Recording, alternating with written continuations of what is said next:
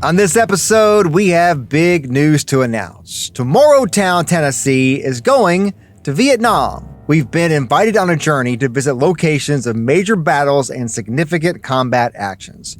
We're traveling with the family of Medal of Honor recipient Marine Corps Sergeant Rodney Maxwell Davis to visit the location where he lost his life in combat when he jumped on a grenade to save the lives of his fellow Marines. We will also honor Medal of Honor recipient Father Vincent Capodanno.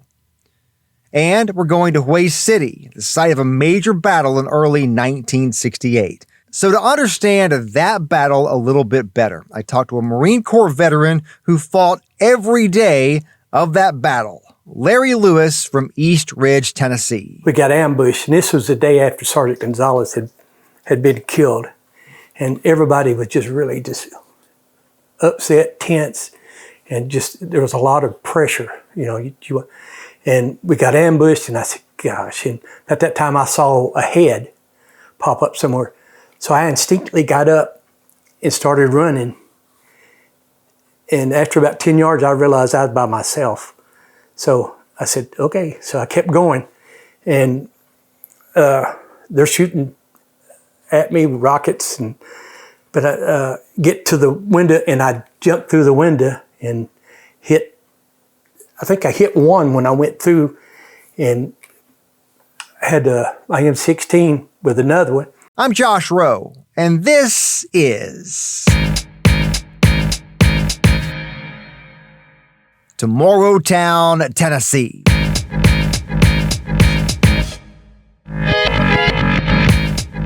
Before we got to Hue City in November, I think October, November, we spent 30 days at Canley. We were on a patrol, and up around the DMZ, you had to at least go out with 2 companies. We made it got in like a L, we were in an L-shaped ambush. And I was in the heel of the L there, so I was pretty much out there by myself because I was the point man for our company. And that's when we got hit, and we bullets and rockets and artillery and everything was just flying everywhere, and a lot of chaos at first. And the gunny asked, where was Lewis? Because he knew I was walking point. They said, he's still out there. He said, still out there? He said, yeah. So he said, get online and said, we got to get him. And that's when a friend of mine told me later years there, that, Larry, did you know what the gunny did? And I said, no, what he said, when you were out there by yourself, said he made us get online and started laying down rounds for to get you. He said, and I asked the gunny, you want us to do that? He said, yeah. I said, we got to go get him. And they were fortunately able to put a firepower down that I was able to crawl back to the unit there. But like I say, he would have done that for anybody that was out there, because that's the kind of man that he was, the kind of leader that he was. He wasn't going to leave. He wasn't going to leave any of his Marines. The man Larry Lewis is talking about there, the gunny who wouldn't leave any of his Marines behind, is Medal of Honor recipient John L. Canley. Lewis fought with John Canley throughout his time in the Vietnam War. He recently made a trip to California to honor the late Sergeant Major Canley. Commissioning ceremony for the USS John L. Canley. And it's a sea, they call it, I think, ESB. It's a sea-based kind of ship that if anything comes up, anywhere in the world there, that it's a ready-made to go. It has Union Marines on there. It has rockets. It has missiles. It has armored vehicles and stuff. It's a ready-made unit. Once you get there, you're on the ground. You're running. Actually, this is one of the things I said when I was talking. I said, just remember that if you ever get in a tight spot and you don't know what to do, I said, just say, what would the gunny do? What would the gunny do? I said, he'll show you. And I say that because a lot of us over the years have that's been kind of a motto for us, you know. And the General Smith was one of the first ones to mention it, but I'd always thought that myself, that, you know, even in my personal life over the years, I've always, if I've got any kind of a tight situation or even work issues or family, you know, I said, you know, I just take the time and say, you know, what would the gunny do? And he'd do it, you know. I think that's why leadership is so important in this world. Being around a leader like that in a situation like that does give you not just leadership in the moment, but you're going to get some life lessons out of that you can apply later on. Yeah. And I think that's why leadership is so valuable. Absolutely. You know, I can remember my first meetings with the gunny when, you know, I saw him before we got to Contin, but when we got to Contin, you know, we had a lot of work details that we had to do. And I can remember the first day I was on a work detail and went by, and he looked at me and said, "Good morning, young Marine." I said, "Good morning, Gunny." And the next day I was on the work committee again and walked by, and he said, "Good morning, young man." I said, "Good morning, Gunny." And then the third morning, he stopped me. He said, "Marine, come here." I said, "Yes, sir." I mean, I didn't have to call him sir, but everybody called him sir anyway. But he said, "What's your name?" I told him. And, you know, he said, "What unit are you in?" I told him. He said, "Who's your platoon commander?" And I told him that. And he said, "Who's your squad leader?" And I told him that. And he said, "Does he like you?" And then before I answered, I said, "You know, Gunny, I thought he did."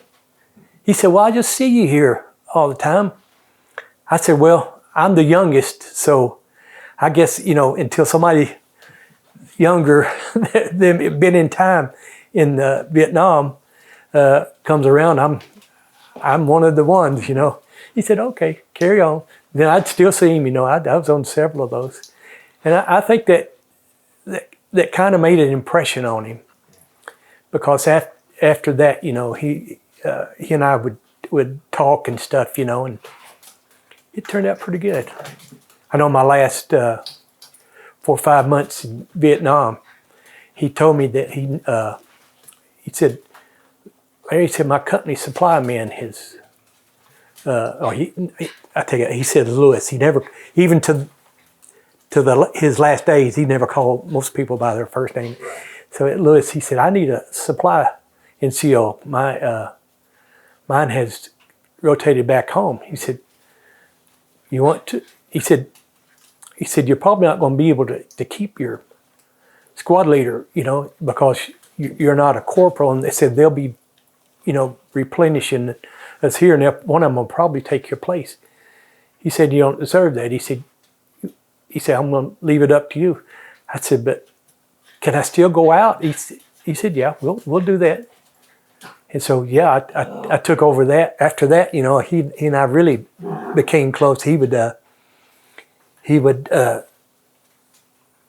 know, we'd talk at night and things about different things. You know, he'd ask me about my mama, and because he knew that my dad had died years before that, you know. So he was always wanting to know how I was doing, you know, and everything. And we just, you know, we really got close as far as, you know, I was just a Lance Corporal. Larry Lewis and John Canley remained friends for the rest of Canley's life. Sergeant Major Canley was awarded the Medal of Honor in December of 2017. Larry Lewis was there at the White House for the ceremony. Sergeant Major Canley passed away in 2022. Canley was one of 5 men awarded the Medal of Honor for actions at the Battle of Hue City. Another Marine who fought in the same company as Lewis and Canley, Sergeant Freddie Gonzalez, was also awarded the Medal of Honor for actions in the battle. Sergeant Gonzalez was killed at Hue City.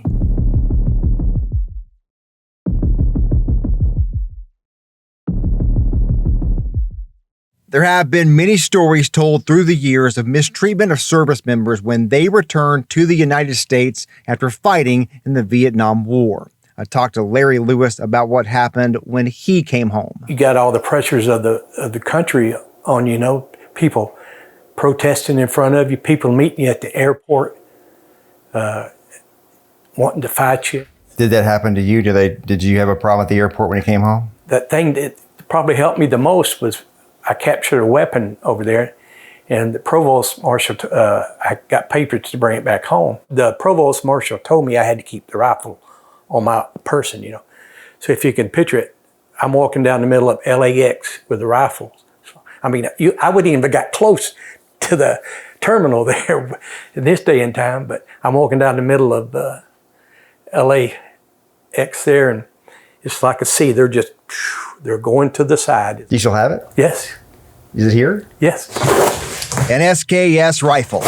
He's had it since early 1968. Got it in Hue City. Larry Lewis told me the story of how he got it. We got ambushed, and this was the day after Sergeant Gonzalez had been killed. And everybody was just really upset, tense, and there was a lot of pressure, you know. And we got ambushed, and I said, gosh. And at that time, I saw a head pop up somewhere. So I instinctively got up and started running. And after about 10 yards, I realized I was by myself. So I said, okay. So I kept going. And they're shooting at me with rockets. But I get to the window, and I jumped through the window and I think I hit one when I went through, and had a IM-16 with another one. But I went in with it on fully automatic. And so it was just a few seconds. Everything kind of died down, and went to the back, and there were two more right there that they were passing weapons over, and I killed both of those. And after everything cleared and the rest of the unit came, it was the 3rd platoon. They were on my right flank. They came in after I flushed the rest of those NVA soldiers out. They were able to eliminate them. And that's when I went back out to the front of the building, and that's where I got hit by the gas, you know, and everything. So after all that was over, we went back. We had that house turned out to be a cash house. It had rockets, it had Chicom grenades, it had all kinds of ammunition, and it was just cache for them, and that's why they were defending it so hard. But the one they had this and an AK-47, and I asked, I forget if it's my, I think it's Staff Sergeant Godfrey, he was still there, if I could take one of those, you know. I said, can I take the AK-47? He said, no, they won't let you take that one. I said, what about the other one? He said, the SKS? I said, yeah. He said, yeah, you can take it. So I kept it with me during, you know, the battle away. And when we finally got clear of that, I think it's March the 2nd, then I had to go and see the provost marshal and told him I wanted to bring this back home. He said, okay, I had to fill out a lot of papers. And he had papers he gave me to keep on my person. And he also told me I had to carry it on my person as I came back. Tell me about the first moment that you realized that you were actually in real deal, legitimate combat. Like what memories do you have about that moment? You know, we came in at night or early in the morning on commercial airplane, you know, and had stewardess and everything, you know, and we get over Vietnam and you start seeing all these tracers and illumination things going off, you know, and you think, then when you land in at Da Nang, they put you in a cattle car. I mean, it's actually a cattle car, and they take you to the base there where you know, they get you out of harm's way there. But you're in shock by that time, you know, because you can't see anything, but you're hearing all kind of things. And so we go there, and it sounded like every 5 minutes there was a jet taking off from there, and it probably was. But we stayed there a day, and then they they dispersed us to different units there, and I went to Alpha 1-1. And to show you how, what I was talking about the camaraderie and stuff, the first patrol I went on, we were ambushed. And, I always had this, I said, well, I know enough to get down if I get shot at, or something, which that's kind of crazy because somebody shoots at you, you're going to get down. But, all kind of things go in your mind, through your mind when you're 18 years old and going in combat. But as soon as they started shooting, I was on the ground. And from the squad leader on, people saying, Lewis, you okay, Lewis? It's one all the way up. And I said, I'm fine, yeah. But they wanted to take care of you. But I think the thing, we had several patrols that we went on at first from Quang Tree. That was the first where we had ambushes and had some pretty intense firefights and stuff there. Then that kind of, but when we got to Contien, it was really eye-opening. I think, I know we're in trouble. I said, this is for real stuff. It's not playing anymore.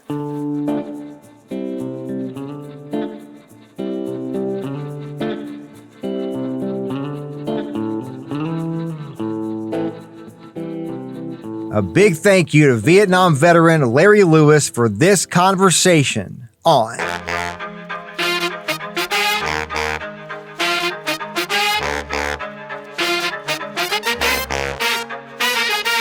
Tomorrowtown, Tennessee. This podcast is a production of News Channel 9, Fox Chattanooga, and Sinclair Broadcast Group Chattanooga. I hope you join me again real soon.